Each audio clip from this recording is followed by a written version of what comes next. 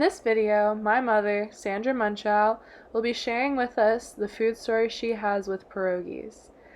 The community that she comes from is Czechoslovakian, and the cultural group that this food represents is Czechoslovakian, more specifically, Christmas Eve dinner traditions. What is your pierogi food story?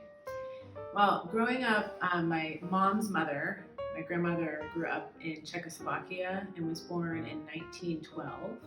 So when she came over to the US, she was a young teenager and she cooked traditional Slovak foods, and one of them was pierogi. And at Christmas Eve, it was definitely a big part of our meal. I think partially because of the process, you have to make a fresh dough and roll it out, and you cut them so they're almost like making dumplings or ravioli with a filling, and you boil them and then pan fry them with onions and butter.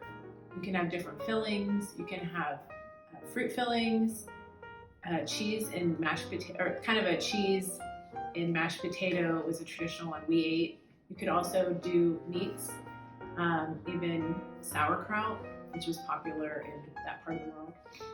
But I think the reason why it always sticks with me at Christmas time is because you would get together a few weeks before Christmas or even the week before with usually the women, gather around with all your ingredients and just roll out and just make dozens and dozens of them.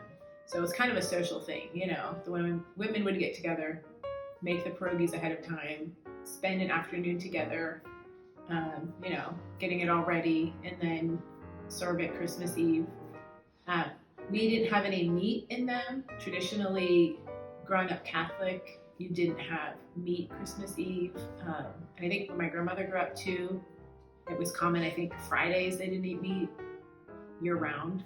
So we had the cheese and potato filling, and sometimes, like I said, she would do sauerkraut or cabbage. And it was just something everyone liked. The kids liked it, the older people liked it. Pretty basic. Not very healthy for you because you put lots of butter and onion on the top. And it's pretty much carbs. But it's just a memory of, making them together, spending the time together and enjoying them.